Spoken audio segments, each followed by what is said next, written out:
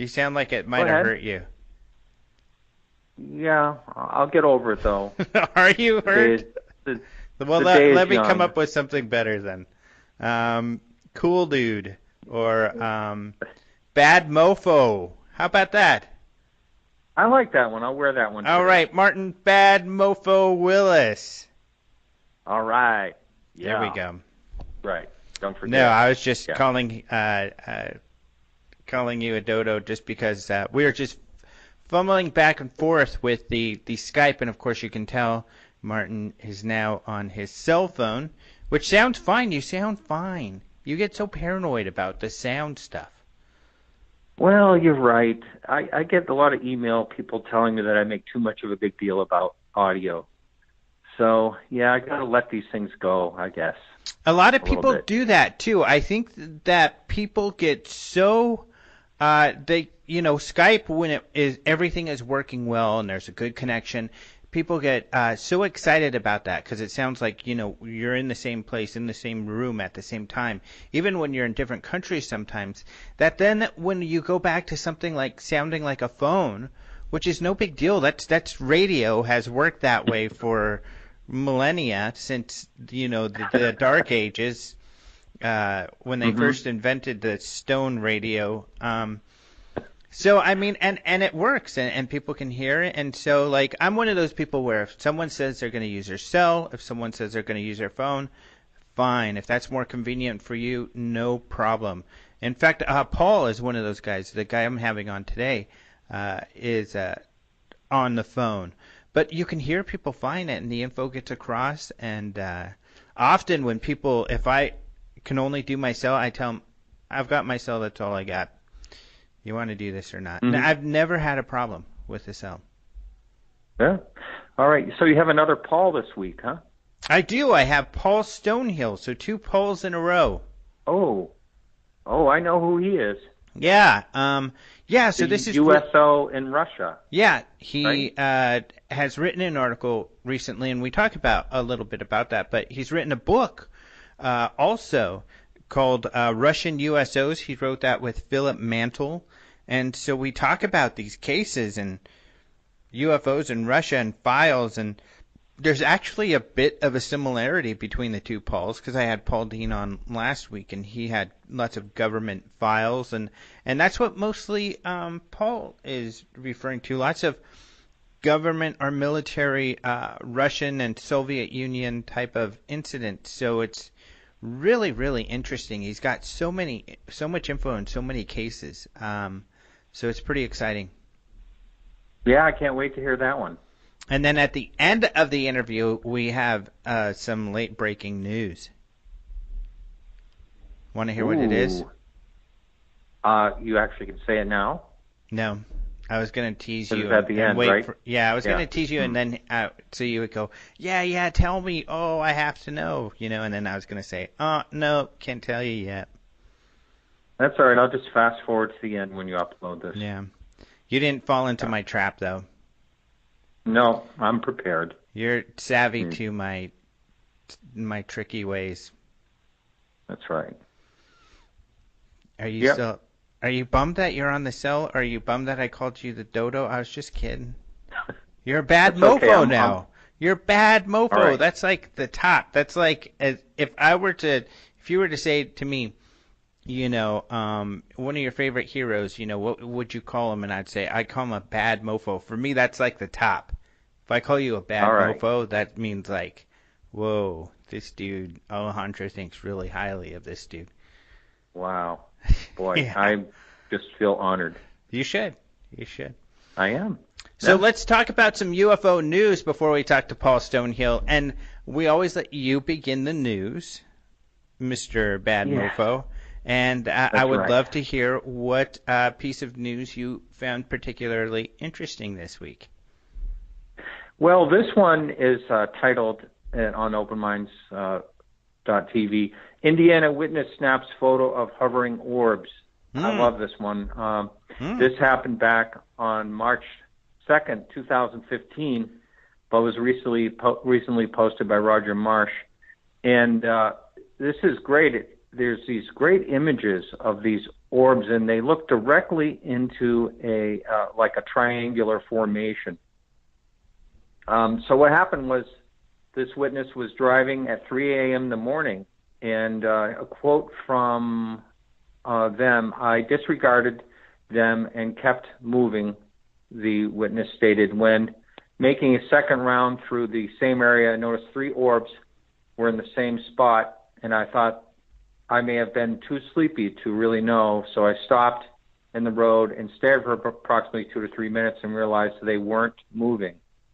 And so anyway, they got some great pictures, and you can see the thing that you often hear is you can't really see through these, you know, it blocks out the stars when you're seeing a triangle formation. Well, you can see some type of, I don't know if it's a jet streak or what it is through the sky, but it goes right through them. But they are pretty much in a perfect triangular form. And anyway, so they were just staying in one spot. It didn't move. And the whole ordeal lasted about 45 minutes to an hour. Pretty interesting. Yeah, this one is so weird. I mean, it stayed there. The person, which was kind of weird too, left and came back because it sounded like they were running errands or something. And this is an area that they pass frequently. But this is such a weird sighting. The picture, like you said, is really cool. I mean, it's a really neat picture, and it's not obviously reflections or anything. I guess it could be a reflection on, on a like a windshield or something maybe, but certainly from the description, it doesn't sound like that's what it is. And they're very bright orbs, and like you said, you could see the contrail. That's what it looks like. Up in the sky behind it. And it's hard to tell. These things look like they're actually low. Yeah, and they're perfectly shaped, too, and they look exactly the same size. Yeah, that's another good point. It's a great picture, really. Mm-hmm. Yeah, this is a really cool one. This is a really weird one. I don't know what the heck is going on with this photo. So I agree. This was a really neat one. We've gotten a couple cool orb ones lately. And this is one of them. So, yeah, I'm glad you wanted to talk about this one. It's pretty cool. Yeah. I like it. Yep. So another one, actually, another video that was interesting, even though it's older, that was posted by Roger. It's from 2013 and actually from Arizona here. And I know the investigator pretty well, Sandy Anthony, and she emailed me and she's like, "Why is this getting brought up now?" And she was like, "Uh-oh, did I mess up? Or people, what did I do?" I wondered if anyone ever did that. Wondered why. Yeah. Why it was brought up? Yeah. Did it get hoaxed? And I said, "Oh no, it's just that, Roger will go through the archives looking for unknowns and looking for some fun, neat ones to post. And this is one. So this is 2 lights. I guess if there were just one, you would kind of think maybe it's a Chinese lantern because it's moving across the sky. It's kind of a reddish, orangish color. And this was taken on March 16th of 2013. And they videotaped this for 15 seconds as these things moved across the sky. And there were 2 of them, one right on top of the other. And, they never figured out what these might have been. I guess it's possible they were two Chinese lanterns, but then again, when I've messed with Chinese lanterns, those only last about 5-10 minutes, not 15 minutes. They're actually pretty short-lived, so it is an interesting video. Mm-hmm. Do you happen to know, are they all like that? That's a good question. No. I think so. I mean, from what I've been looking at, probably not. I mean, but although the ones I've been looking at, and I have done some looking, are all the same. They're all similar. They're small. They have kind of these 2 little cardboard things on the base that have like a oil in them that you light. And I haven't found any personally that are bigger, although I think there are some bigger ones that I've seen online, but just not as popular. So it's possible, and some people make them, homemade ones. And I noticed that in this record, there's an update that said it's possible that it's 2 tandem satellites Well, yeah, Dennis They just can, Fryermouth is the chief field investigator out here in Arizona, and I'm a big fan of his. He's awesome. I think he's one of the best. And so I just wanted to get his opinion. And he said, hmm at first he said, well, I don't know. This is a weird one. And then he emailed me a little bit later. And as usual, he did some research. He's a great researcher. And he said, I did find that there are at least this one set of satellites that fly in tandem. There's two of them. They're German. It's called Tandem X is a mission, and these are two satellites that fly together, 3D mapping the surface of the Earth. Oh. And hmm so he posted, this is a possibility. He said, I haven't found it for sure. I haven't found any times for when they were passing. I'm not even sure, just a bit of information.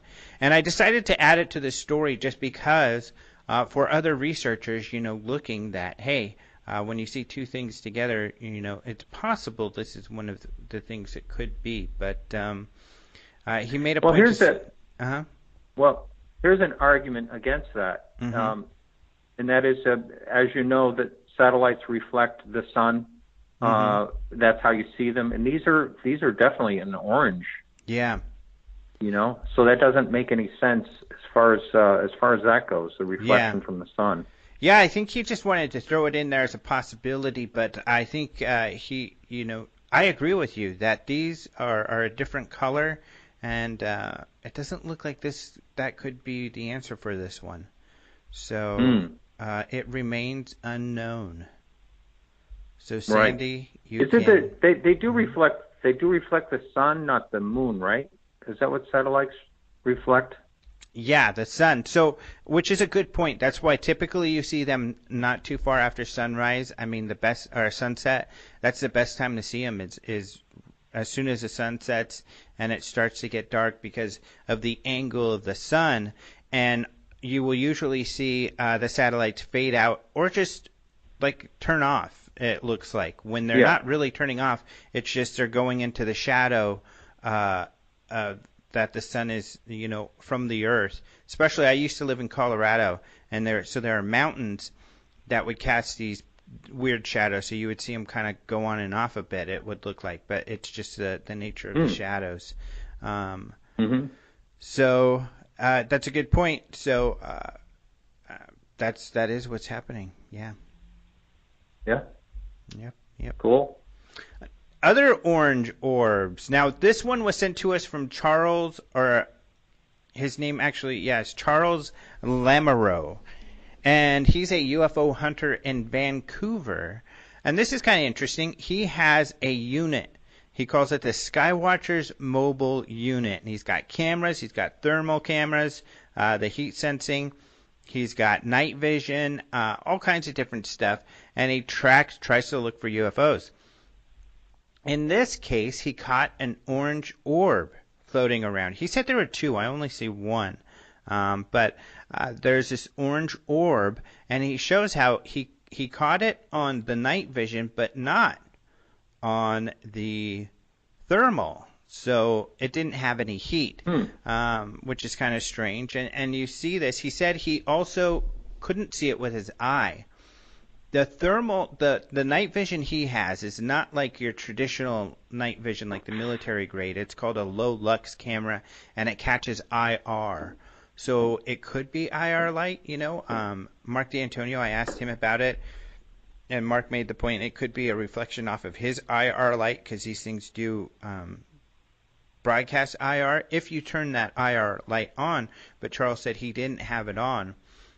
He said he had to change the focus, and because he knows his camera so well that due to the focus he knows this thing was within 200 feet, so maybe 100 feet away, and it does move between him and some buildings at one point, so he can tell that it's fairly low. He estimates it to be, I think, around 30 feet actually, or something like that, from the ground. But Mark D'Antonio suggested perhaps it could be, and he's the photo analyst for MUFON, he suggested it could be some junk blowing around in the sky, like a plastic bag or something. But this object, others said a Chinese lantern. However, you do see in the video it totally changes directions. I mean, it's moving along, and then it makes a turn and goes up and almost comes back a little bit from the way it came. So it definitely changes directions, which Chinese lantern, really you don't see that happen. You do see gusts of wind kind of pick up trash and do stuff like that, but it also looks like a complete round orb. So this one's really weird. Charles feels it's really weird. It reminded me, and I posted this video, of this video of an object in Las Vegas that someone had sent me. And I posted where this, again, Mark told me he thinks it's a piece of trash being blown around. And it could be, but they make some really weird movements. So I think this is a good video. Yeah, I'm watching it actually right now, and I do see what you're talking about. Now, did he say anything about what he saw with the naked eye? I believe he said he didn't see it with the naked eye. Yeah.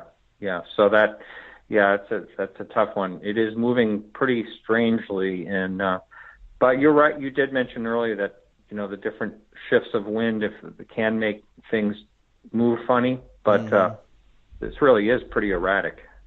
Yeah, he said that he was looking at the sky and he could not see it, which is kind of weird. Yeah, and then there's no heat.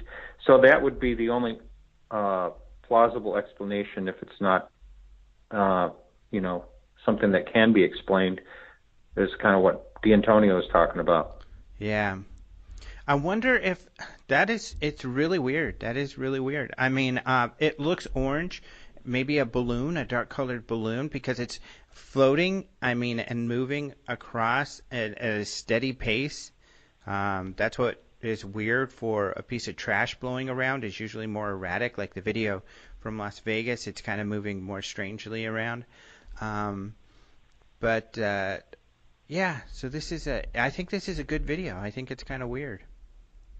Yeah, it's good. Good stuff this week. Yeah. Good stuff. So there's the UFO news. You have any other news? Not on my end that I can think of. No. Yeah. How's the podcast going? Great. Good. It's going good. Yep. Yeah. Who are you going to have on? Busy as Ronald. I forget how you pronounce his last Ron name. Regier. Yes, Ron Regier. Oh yeah, you got excited him. to have him on. Yeah, he's really interesting. So I think you'll find him.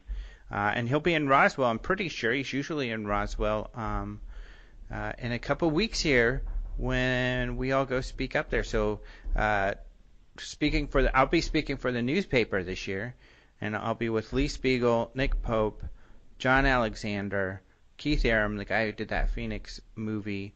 Oh yeah. And I'm probably forgetting someone. I don't think so. So that's going to be a lot of fun. That's going to be really cool. Great. Have you been to Roswell? I have never been there. Really? Yeah. And but I don't know how far that's from Santa Fe, but I'm probably going to be there later this year. Huh. Yeah, it's still from Santa Fe like 3 hours, I think. Yeah, probably about 3 hours. Hey, if I get there, then I probably will. I'll probably make the trip over. Yeah. But I've never been there during the big celebration, no. Yep. And if you do go to Roswell, for anybody, definitely check out the Carlsbad Caverns. They are amazing. Always wanted to go there. They're incredible. It is by far worth the trip. The Carlsbad Caverns are just incredible, amazing stuff. I mean, I love going there every time, and I'm blown away every time. It's really cool stuff. Yeah. I've never been. Gotta go. All right. Well, thank you so much for coming on the show again, Martin. I apologize if the dodo thing kind of... It's fun, though. Oh, I'm over. I forgot all about it by you now. Did? Because I'm a bad whatever. So yeah, you're a bad mofo. I'm good.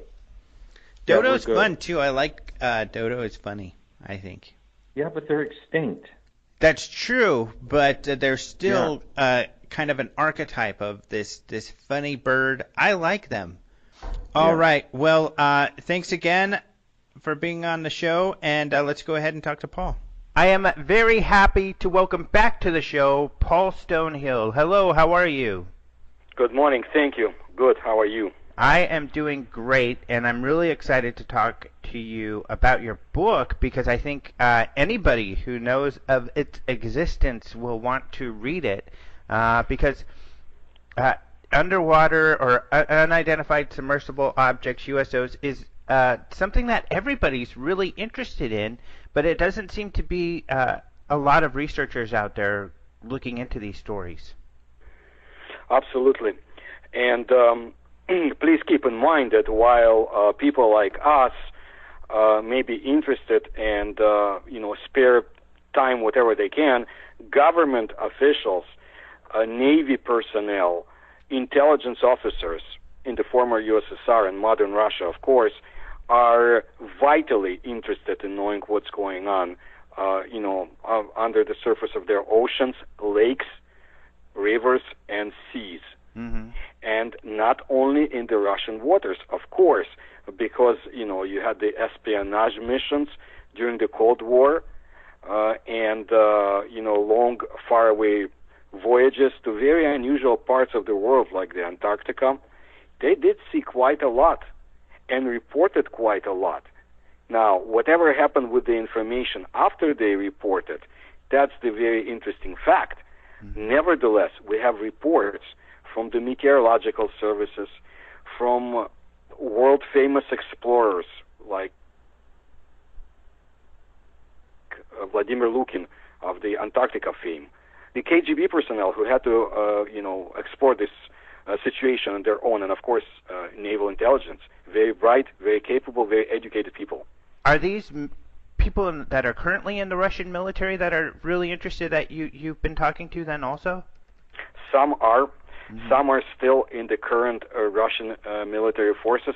Of course, they will not come out and say it openly. The secrecy is great, especially today with the flare-ups in the South China Sea, the whole situation in the Pacific, the Arctic.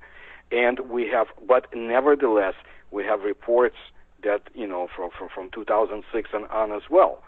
Ukraine, too, not only Russia, but primarily Russian and formerly Soviet naval personnel. And mind you, a lot of the former Soviet naval intelligence and general, Navy officers are still active, and they speak out because they want to know, what's going on, and they're not afraid to share information. Mm-hmm. Do you think... Go ahead. Go ahead. No, it's fine. I'll wait. Dude, they seem to be more interested in this topic than our military. Maybe, I think the situation is as follows. The United States is intact. It hasn't changed over the last 200 years. But 25 years ago, we had this integration of the Soviet Union. And once united Soviet armed forces broke up. So the oath of secrecy would not apply to an officer in Latvia, for example, a former Soviet naval officer, or in Ukraine. So information came out. Plus, there was a very interesting brief period of the relative freedom, especially in the early 1990s, when information just was flowing out from the Soviet Union. And they got introduced to ufology of the West and tabloids and everything else. But before, it was a forbidden subject for the most part for people to get involved with, everyday people. However, the Soviet army was engaged in the research of UFOs as well as the scientists. It was an all-armed forces program where they had to collect information on unusual aerial phenomena. They wouldn't call it UFOs, Mm-hmm. But at the same time, they knew what was bothering their, nuclear silos, naval installations, and so forth. So they had collected information. And simultaneously with this, there was another program established in 1984 where the general population was encouraged to send in reports. So it was like, the UFOs do not exist. much like our debunkers today. No, it doesn't exist. Whatever is flying over us, it's not UFOs. But anyway, send us information, please. You know what I mean? When it came to the Soviet Union and they're looking into the UFOs, did you find any evidence or any documents that showed that they came to any conclusions? That's most important. I think at the very end, my general impression is they are as confused today as before. However, in the book, just like the rest of us. Just like the rest of us, but nevertheless, we should not jump to those conclusions. I kind of leave it up. I present cases. Myself and Philip Mantle, we present cases, we present information. We want people to come out to their own conclusions. But there are a few cases in the book where we do very detailed investigation, trying to find out what happened. One of the cases had a very unusual ending. We don't believe it ended. This was the case of the so-called quackery, the phenomena that of gigantic objects that had been chasing Soviet submarines in dangerous waters. And, we present the fact that it wasn't the Americans who were doing it or NATO, and you will see. And I think NATO was just as confused as the Soviets about those unusual objects. Another case is about the so-called swimmers, gigantic humanoid beings, entities that operate at the bottom of deep water lakes, at least we know in the Soviet Union, former Soviet Union and Russia. And what's interesting is that the first case, the quackery case, was shut down in 1985, 86, without any explanation. The documents were taken away, and the secret military intelligence teams that were sent all over the Soviet naval installations where the members were sent to other organizations for research. It was very, very strange, but you will find out a lot. I want to talk about those a little bit more. I mean, these are two cases that are in the book.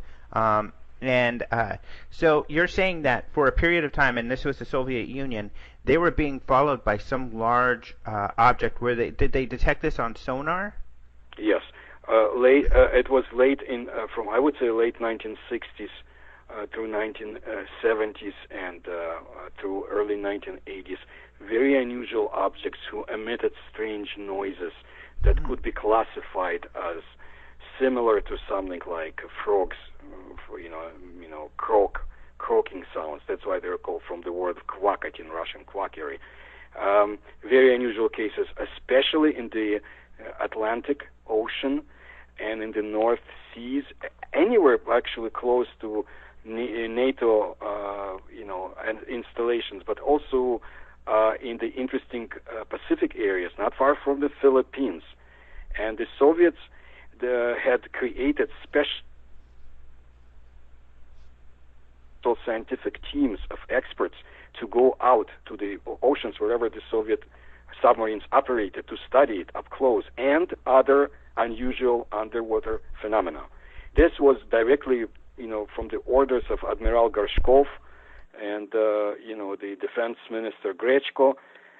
This was a highly organized operation, of course, secret.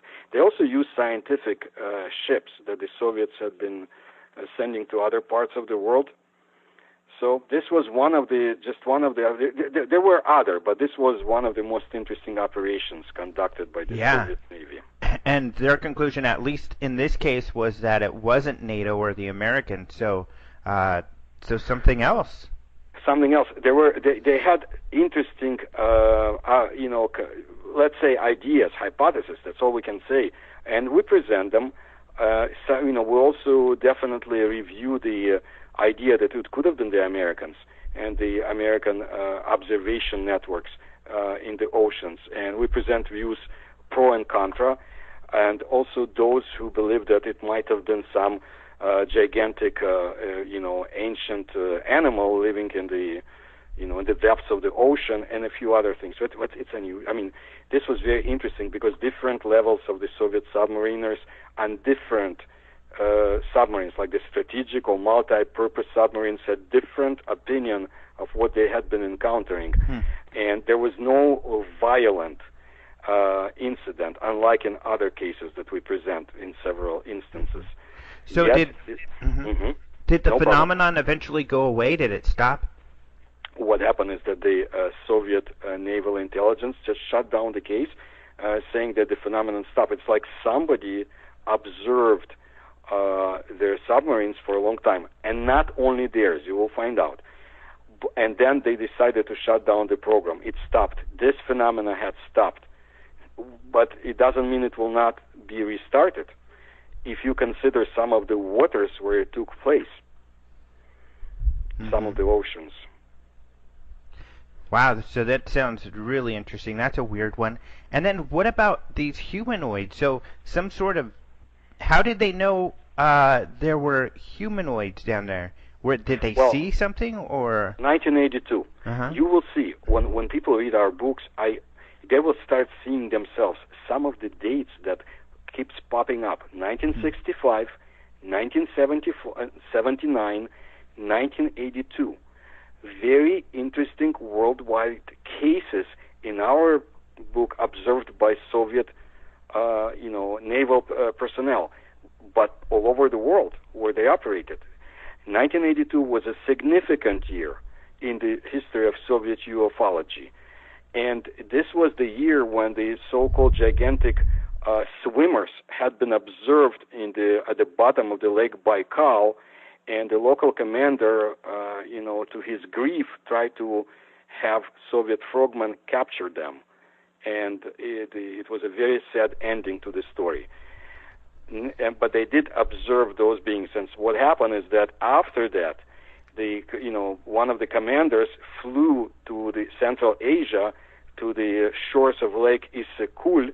You will read a lot about that lake in the book and what's going on there, trying to warn local commanders and divers not to attempt to capture any such beings. Those beings had no breathing apparatus. They operated freely, very deep underwater. And again, when the Soviets tried to capture them, they just threw the divers out from the waters. Now, we investigated this case as much as possible, and you will see a very interesting confirmation by a giant of a man, let's say, in the Soviet UFO, or I should say paranormal research, and a writer who also found out about this story before it was published openly. So it's a very interesting case. But also we present confirmation of such beings at other parts of Russia. Same year, in another part of Russia, there was a UFO crash reported by the scientists involved in the Soviet program to study UFOs. That program, we go into detail, was created in 1978 by the orders of the Soviet government. It was a two-headed program. One, scientific establishment, the other, military, to find out what is flying over the Soviet Union and what's lurking into the waters and so forth. As part of that program, they had been doing research in a strategic area of the Soviet Union at that time where there had been very many UFO intrusion reports over military bases.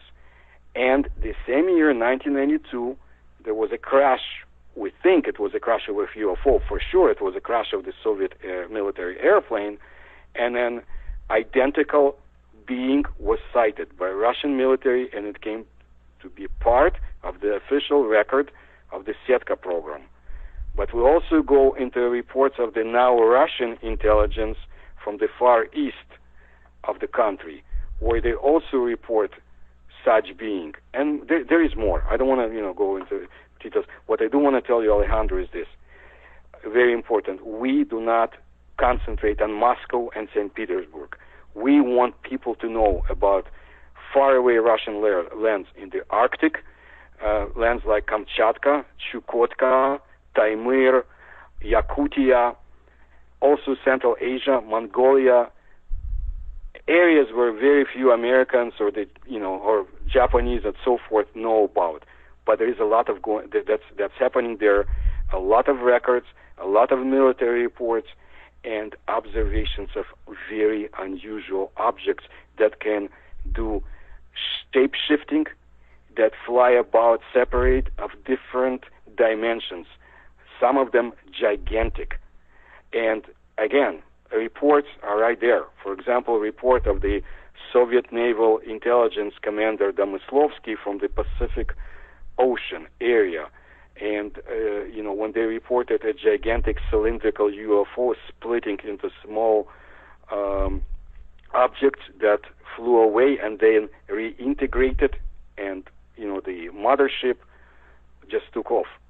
Also, because I don't want to forget, we ask people to keep an eye on the Antarctic because things are happening there, and the Soviet spy ships, submarines, other merchant marines had reports, and we have, visual proof and other about things that are taking place in the Antarctic. Very interesting. The Arctic Ocean is definitely going to be making news more and more as the fight or the conflicts grow over the possession of that land, and the Antarctic too. And how did you get a hold of these Soviet files? I have been, since my youth, I had been involved with my own research, and I've met people who had seen, observed UFOs, military people, when I lived in the Soviet Union. And in the dark days of the Soviet regime, so to say, I found ways to get information out of the Soviet Union, and also get information in as necessary, because I was very much for getting freedom to my homeland. But let's leave that aside. After the, I would say late 1980s, especially then in 1991, when the shackles came off, all this information was flooding out. But I already knew some people, and I know that Dr. Richard Haynes also provided me with some of the information that he has, had some of the addresses that I did not have, and we started exchanging information, and I received countless reports from the Soviet, now Russian, Ukrainian, whatever people, and I received underground publications and research information from the organizations that had been created back in 1980s, some underground too, about Soviet research, and then military reports. A lot was published at the time, and I have those publications. Letters were being sent to me from all over the former Soviet Union because they had my address. I had nothing to hide, and it was very interesting, tremendous information that came out. Later, it was more difficult in Russia in the 1990s and politics changed and so forth. But still, this is only the top of the iceberg. Believe me, with all the information we present, hundreds of cases, dates, reports, I'm sure there is more. And what about now? Do you think that the current Russian government or military is still as heavily invested in looking at this phenomena, and are they more secret about it? Well, with the conflicts that are taking place and more flare-ups, I'm sure they are. Just like the U.S. government, just like as the Chinese government or the UK, they are. It's just that it's becoming more sophisticated. They have to take more precautions because it's easier to obtain information with the internet today. So, there was a case when, after all the hacking, some of the Soviet ministries ordered to buy typewriters for their clerks and not do any more internet communication. So, it's just one story. But most important, yes, we're sure that they're doing research. It's much more secretive, much more organized than before. They have to, because again, we have the situation in the Arctic. Nobody is going to give it up or relinquish control over it. And, billions of, deposits of oil, gold, strategic materials, Some of the reasons we believe that the USOs and UFOs flock to that area. I am sure, that, for example, you take China or the Pacific Ocean with so many conflicts. Of course, they will want to know what's going on, under the waters. They realize, if I know this, and Philip, I'm sure they know more. They realize that if in 1951, under Stalin, they couldn't stop a gigantic USO that was approaching Soviet waters with, deep water bombs, whatever they had in their possessions, they couldn't do anything. They know that they have to know what's bothering them. At the same time, you learn by experience. They're not stupid, the governments around the world, let's say the Russians today or the Americans. They understand that for some reason we're not being really attacked. If you bother UFOs and USOs too much, they will strike back. And we present cases of, Soviet aircraft that will never be found again. Mm-hmm. They understand it, but at the same time, they need to understand the nature of the danger. That is not something they can control. So there is research. Mm-hmm. Now, that's interesting, and I guess just for the listeners who aren't aware, there's a lot of land battles going on in the Antarctic, especially as the ice melts, and I know trade routes are becoming more apparent, and now there's battles over who owns those trade routes and everything, so that's a hot topic right now. Russia's very busy with disputes all around. From what you just said, it sounds like, at least it appears that the Russians kind of view this phenomena as a huge question mark. In other words, they don't understand it all, but they do understand it exists, that it affects them, and security, and that so they are trying to understand it better? Yes, I'm sure. I'm sure the Russians, just because of the nature of the land, it's it's the largest piece of territory, owned by a government. Let's see, in the world, Canada is next, and I'm sure Canadians are not stupid, and they're also very much interested in the Arctic. So they would, but also because of the cases took place so close to the Soviet borders. For example, the USOs, you will find out in the book that there's a certain attraction to the lands of the Scandinavia, Norway, of course the Gulf of Finland, very dramatic cases, and so forth. It's right next to the Soviet borders. Now, the Norwegians were also as excited, let's say, about trying to find out who the hell is, coming to their waters, and, the Swedish too, and they tried to blame the Russians, but it wasn't the Russians. I'm sure they had spy missions, but for the overall, no. Same with Japan, especially the, Devil's Triangle, and the Pacific Bermuda Triangle, all those areas, and you will see, we'll describe it in detail. And what's interesting is the incidental sightings, Alejandro. One example, for example, a Soviet submarine would be on a spy mission to the, U.S.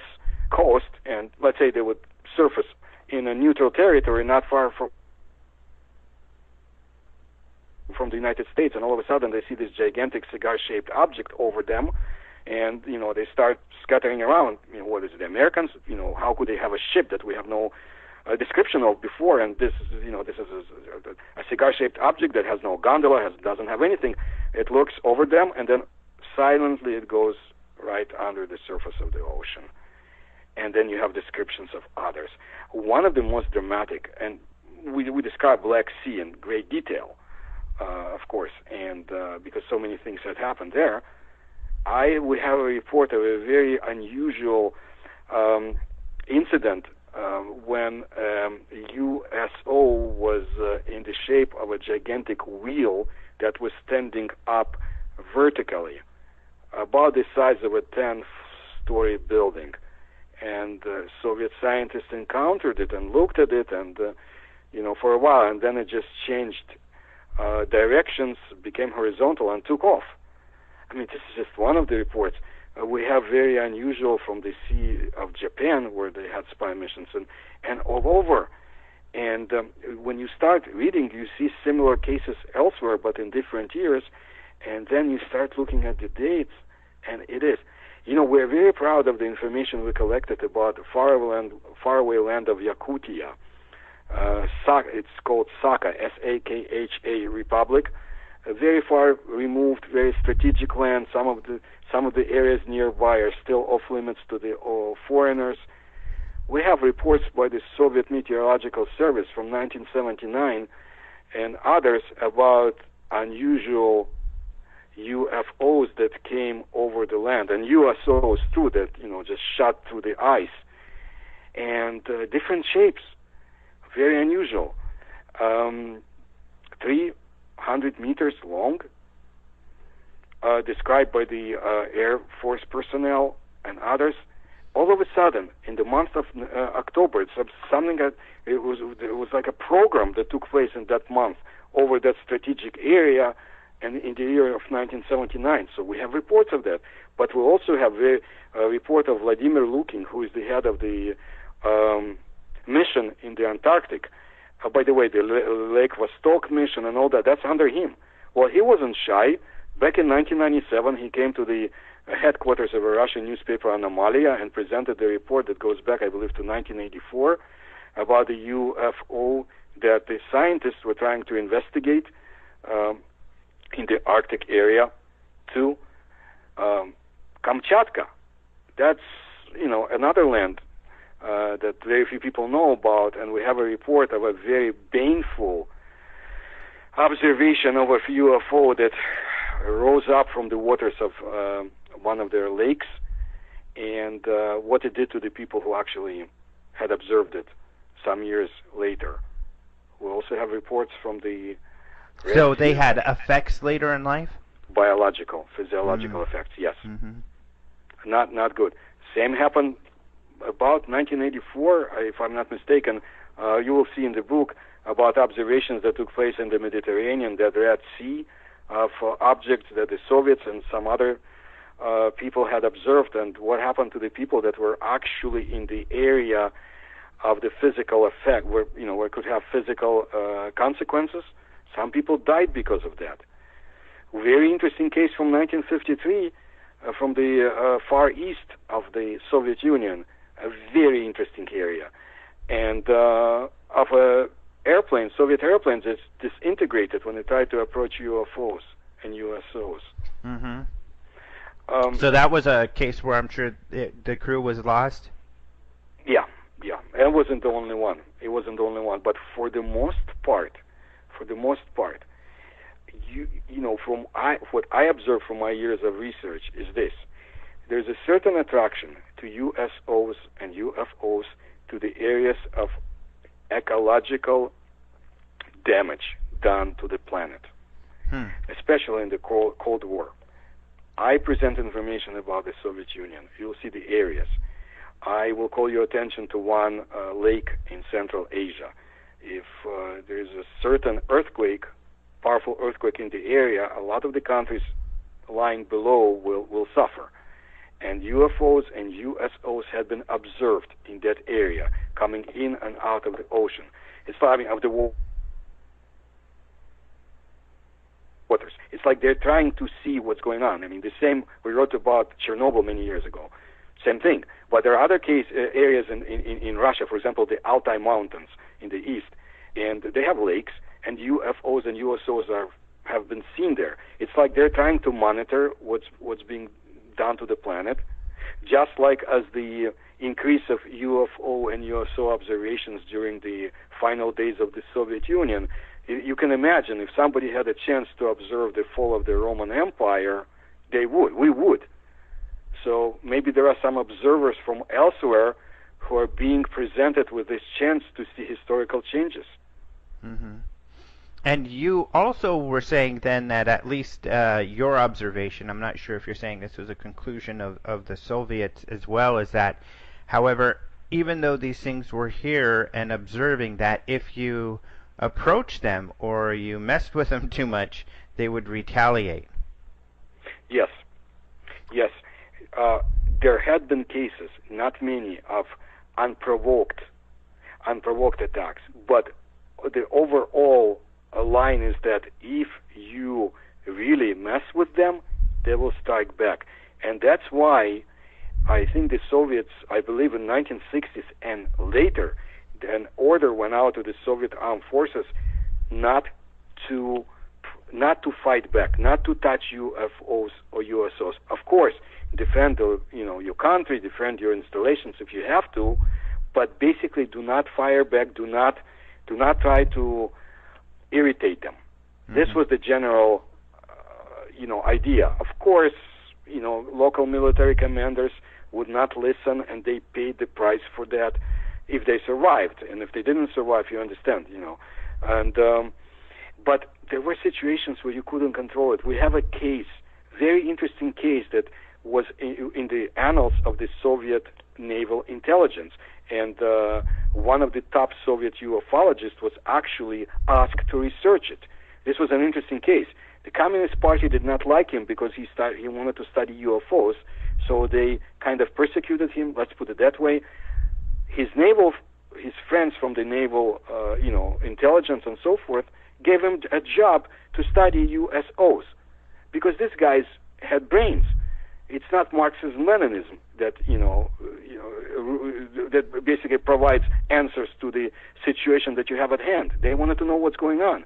So there's a very interesting case about an eerie case, okay, about UFOs approaching a Soviet naval depot. It's like a maintenance base for the submarines out in the open ocean and basically flying around it, doing other things, an eerie dance over it, and the commander, he asked everybody on board to take details because he didn't want to be called an insane person after he comes back to the base because all the communications were cut. This was an interesting case. We have another case back from 1988 in another part of Russia in the Pacific Ocean where a powerful Soviet ship was basically rendered useless after a gigantic UFO came into its vicinity. They couldn't do anything. All the communications, all the computers, everything went dead. There were reports. We have reports from the KGB whose job wasn't to study UFOs, but there was a very proactive commander on site, very smart guy. I got to give it to him. And he made his other officers collected information about UFOs because they couldn't do anything. UFOs were right over them, landing, taking samples, and so forth. And he wrote to the Soviet newspapers and sent in his collected information and photos. That's interesting. You will see very active, very energetic people trying to get information and sending it on to the scientists, including those programs I told you about, and outside of that, and they were given red tape, bureaucracy, stupid answers, because it was not a monolithical system, different cogs, in the mechanisms work differently, but the overwhelming data was such that somebody had to study it, and to the extent they could, the Soviet, military scientists did. And we still don't know about a lot of the information that they had. That's very interesting. Who has it? Who has the conclusions? But we have enough to make people wonder. And please understand, United States is a completely different entity when it comes to UFO research. I found out that actually Soviet scientists and military people, former military people, let's say, and cosmonauts were more outspoken about the need to study UFOs and USOs than our people here. China is a completely different. I study a lot about China. I went to Hong Kong. I presented my lectures. And the Chinese UFO research is a completely different animal from Russia and from us. Mm-hmm. Yet they have tremendous amount of cases. Yeah. Yeah. So when it comes to the Russian military, what is the overall feeling? I mean, do you have a feeling that today they take this issue more seriously? Whereas, it seems as though, at least on the surface, our military doesn't take it seriously at all. in my opinion, there are some people in our military who do. They can't speak about this, and those on top, of course, they're interested. They just won't tell anybody. The Russian military today, in my assessment, is more organized than it was 10 years ago or 20 years ago. More goal-oriented. Russia is spreading its wings. Russia is becoming more powerful state today, and more secretive. Mm-hmm. So whatever research takes place, I don't think it's as widespread as it was before, but it doesn't have to be, because in 1980s they didn't have computers that we have today, or the technical capabilities. And I think under present government there is a lot of reorganization of the armed forces, and there will be a lot more focused direction. So yes, I think there is research, and I think we should keep our eyes open on the Arctic and the Pacific oceans more and more. A couple of just clear the water things too. A couple years ago, one of the Russian prime ministers was asked about, I think it was a prime minister, a suitcase he had, or he was asked about UFOs or something. And he made a comment that, yeah, this is where we have all our files on extraterrestrials or something like that. Most people believe he was joking. Do you know what I'm talking about? Yeah, Medvedev. Yeah, he was joking. This is a Russian sense of humor. I mean, that's right. No, definitely. Oh, he was joking. Of course, in every joke there is a sense of seriousness. He wanted, in my opinion, he let know those who need to know that, he updated people who needed to know that research goes on, and the rest of us, will take it as a joke where necessary. So they know how to speak out. Maybe they had to present their point. Yeah, because I mean, I felt it seemed as though it was a joke, and there were some people who felt it wasn't. But and the other one is there's also an online kind of rumor of UFOs attacking a Russian base, like a secret base. Do you know this rumor also? Oh, there are a lot of rumors, and there are rumors about captured aliens and underground bases. No, take it with a grain of salt. There is no reason. I mean, if anybody attacks, it's not going to be UFOs. It's not going to be an equal fight. There's nothing we can shoot down or bring from the. We already know. The objects that move at the bottom of the oceans, close to the bottom of the oceans, move around with incredible speeds. We can't approach supersonic speeds. We want to. I know the Russians are building special craft for that, but no. No, there are no attacks per se, but I'm sure that there are other encounters that are taking place. And like I said, keep an eye on the Antarctic. Things are heating up in that area too. Now, with your book, it sounds like your sources are mostly, if not completely, military. Is that right? No. We also have journalists who are not afraid to describe information. Scientists like Looking, or meteorological astronomers. Those it wouldn't be the only the military. But at the same time, in the last 10 years, there were quite a number of former Soviet submarine officers and others, intelligence, who actually spoke out on Russian television. Very interesting programs. Of course, the period was, let's say, from 1960s to late 1980s, 1990s. What they reported. Still, this is very interesting. We have reports that predate what they said, from the collection that we have on hand. And we start finding out that their information, they come to the same conclusions or present the same information we knew about before. So that's interesting. And so I guess my point I hope this will continue while they still can speak. Yeah. So I guess my point being that your sources are very credible. Credible. And if there is a source that we are doubtful about, we either will not put it in, or we will say in the book that we try to get more contact. I think there was one case where I really did not feel that we should put it in, but I tried to find out more about that journalist, and we couldn't. So we definitely underline it. But otherwise, yeah, credible sources, again, trained observers, military, scientists, air personnel going back to 1940s, and people who they reported to. We presented to. It's not like some, like we say in the Soviet Union, that one grandmother talks to another. No, we're talking about serious people and names. We present names. You will see in the quackery chapter and others, we present names and ranks and dates wherever possible. Mm-hmm.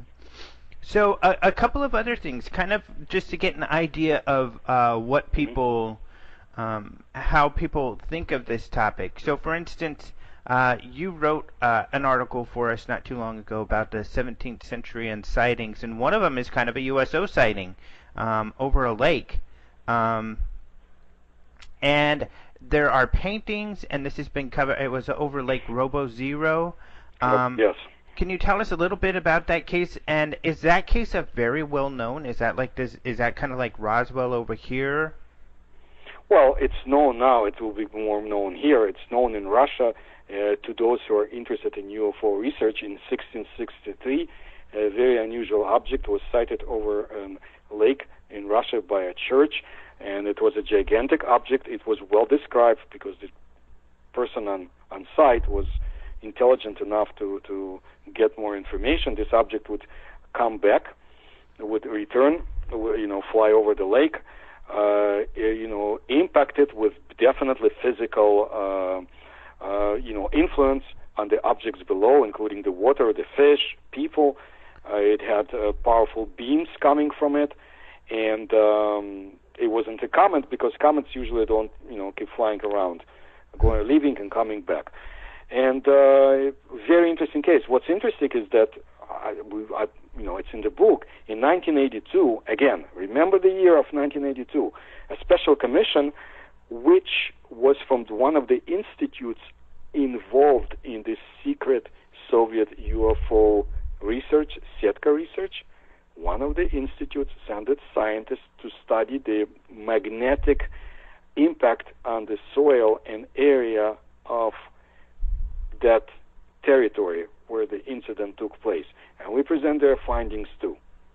Mm-hmm. So this was a definitely interesting case, and it's still the records of the person who collected information on site, who has eyewitness reports back from the 17th century. It's still in the annals of the Soviet scientific officialdom. Mm-hmm. So this did not go away. Very interesting case. But wait till you read about cases that go back even before, as far as possible in the antiquity. Mm-hmm. I have a very interesting case that I present from the area I'm from, Kiev, Ukraine, going back, I would say, 1,000 years or more. And it's a report of unusual objects seen in the sky, and they called it sign in the sky, znamenia, and and its effect on the people below, on the population, and it's very sinister glow. And then the fishermen down below find a very strange-looking baby in the waters, and this baby is so atrocious, has such horrible countenance, face, that they had to throw it back into the waters. Imagine some of the descriptions of the aliens presented today, of those who claim to encounter them. Mm-hmm. And, what would be done. This was very interesting. But there are others. So they just threw the baby back in the water and yes, walked away. Yes. Wow. Oh, there is more. We also want North Russia, where there are chapters about North Russia, about the Kola Peninsula and the ancient civilizations that are being researched. Even Nazis were interested in getting their hands to it, but the Soviets would not let them. There are very unusual lakes in the north of Russia. There is also, I call your attention to the so-called labyrinths, mazes that were made thousands of years ago, at the same time where we had great civilizations of Crete, Egypt, China. I also like to study that period for some other research, and I see a lot of correlation. Well, we have those mazes, rocks put in a certain pattern all over North Russia, and they're called Babylons, and nobody knows why they're called Babylons. So you have that, and at the same time you have UFO reports and USO research from North Russia, from the areas around St. Petersburg, Karelia, also. We present information about, Soviet and Russian submarines and encounters with UFOs. We give USO sightings in international waters when the Soviets were out there on espionage missions. Very much we call your attention to the Pacific Bermuda Triangle and areas around Japan.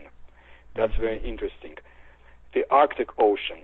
And also, by the way, we describe the areas where until a few years ago it was a state secret, the Soviet discovery of the so-called impact diamonds, trillions, deposits, huge deposits.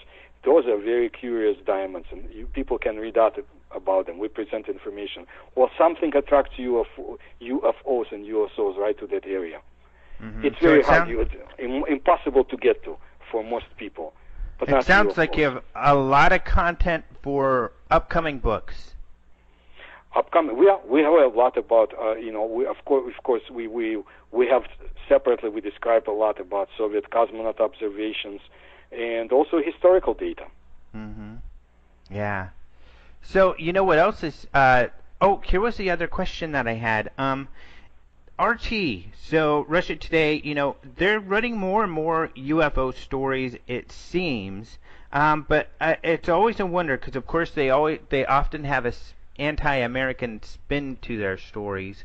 Are they making fun of Americans, or do they have a genuine interest in the topic? Because often they're bringing Americans, often with really wild stories, right. And it's hard to tell if they're making fun of Americans or not. I have no respect for RT. I don't want to have anything to do with them. I mean, they can, if they want to. I'm sure they can write whatever they want. I don't like. It's a government mouthpiece, in my opinion, and there are more serious Russian publications and stories. So yeah, those ones, But otherwise, I'm not interested in RT. You can read up a lot of stories today on the internet from Russia, and you can find serious ones. Scientific, organizations are not difficult to contact, and for those who want to study more. So I'm sure you can find more information from Russia today than ever before. Mm-hmm. And I guess finally, because we're already out of time, it flew by. I think all of this is extremely fascinating. So, of course, people can get the book. It was printed by the Richard Dolan Press. So he's printing a bunch of great books lately, and yours is the latest, I think, he's released.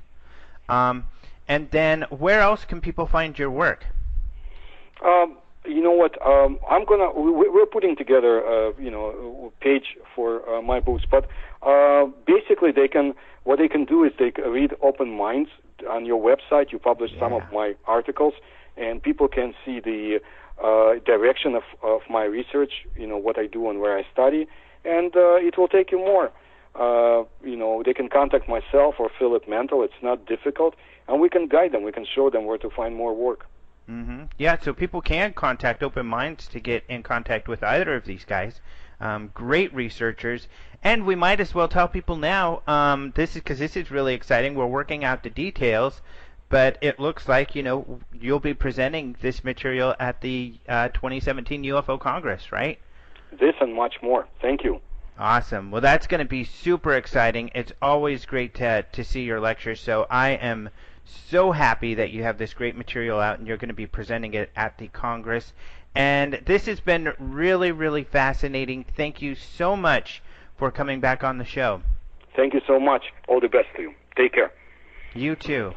Thank you so much to Paul Stonehill for being on the show. He was great. It's so much fun to hear about these Russian USO cases and to hear about Russia in general. Really, it's hard to find UFO stuff in Russia. I mean, we don't have a whole lot of researchers that we're able to communicate with. Paul Stonehill is kind of the only guy. Of course, there are others who have gotten Russian UFO files, like George Knapp, who's a reporter for 8 News Now.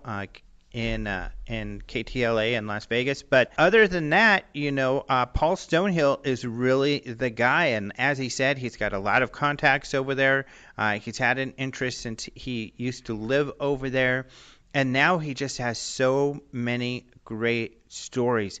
I'm sure that when you heard his stories, you got really interested in his book, which sounds to be chock full of them.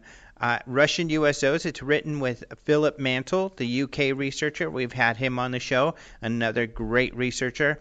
And their book is published by Richard Dolan Press. So yeah, Richard Dolan, another UFO guy. But if you look up Richard Dolan Press, you're going to find their book, or just look up Russian USOs. So some really fascinating cases. It's always wonderful to have Paul on the show.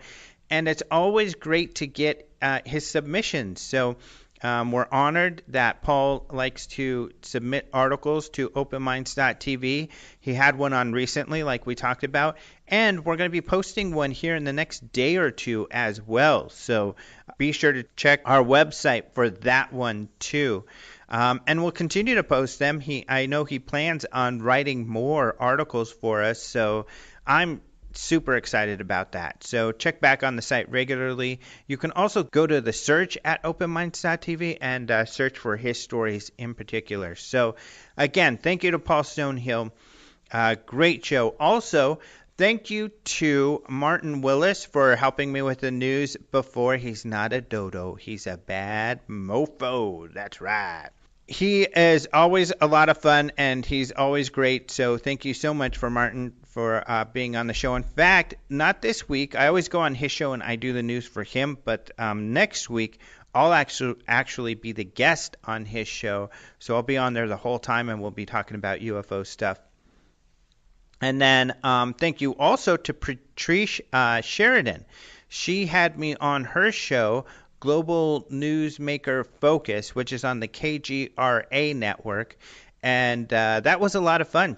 I've known her for many years, something like 10, 12, probably 12 years ago or so, like the very first. It was not, I don't know if she came to the very first one. I think the second one. But I used to hold these things called the Colorado UFO Briefing. So in the summer, every year, I would bring some UFO people to come for the day and do this day-long thing of UFO talks. In fact, the very first one I did was outside across the street from the Capitol in downtown Denver. So that one we were all kind of outside on not literally, I guess, across the street from the steps of the Capitol. So that was a lot of fun. And I think she came to the second year and traveled from a great distance to be there. So I've always been very grateful for that. So it was wonderful to talk to Patrice again recently on KGRA. In fact, KGRA is going to be there at the Roswell event on July 1st and 2nd, coming up here in just a few weeks. So this event, of course, the museum has an event, which is always a lot of fun. But we're going to be across the street for some talks that are going to be hosted by the Roswell Daily Record, the newspaper. The same newspaper that first posted the original story on the Roswell crash. You see the front page of their newspaper. It's kind of famous and iconic out there. So yeah, it's the same paper. So they're going to have me, Lee Spiegel, Colonel Halt, and then Colonel John Alexander, Nick Pope, and Keith Aram, the guy who made the movie The Phoenix Incident, who we've had on the show. And we showed his movie at the UFO Congress. So we'll be all there to do panels and talk about UFOs and do talks, and that's going to be a lot of fun. So it's really interesting, too, because Colonel Charles Halt, who was involved with the Rendlesham Forest incident, and Colonel John Alexander, who's done his own UFO research, they really don't see eye to eye. They get along because they're professionals, but it's always interesting to hear their perspective and to see them debate. And there'll be some of us there to agree and or disagree, and that ought to be a lot of fun. Also, you got a little bit of insight there into some of the speakers, at least one of the speakers for the UFO Congress. That's right, we're going to have Paul Stonehill. So obviously he had a lot of information. He's very excited about his slides and some of the pictures he's going to be showing at the Congress. So now you'll be able to not just hear his great stories, but see some pictures with it. Registration is now open for the UFO Congress. So go to ufocongress.com. We have not released any of the speakers yet. We'll be doing that soon. However, you all, as listeners, are the only ones who have gotten a little bit of some sneak peek information there, because now you know Ryan Sprague will be a speaker, and now you know that Paul Stonehill will be, and we've got lots of other great speakers to be announced, and some of those, if not all of them, have done shows with us here on the podcast. So those of you who are podcast listeners will be familiar with the excellent work that these people do. So that ought to be exciting. Other than that, we've got new stuff on openminds.tv.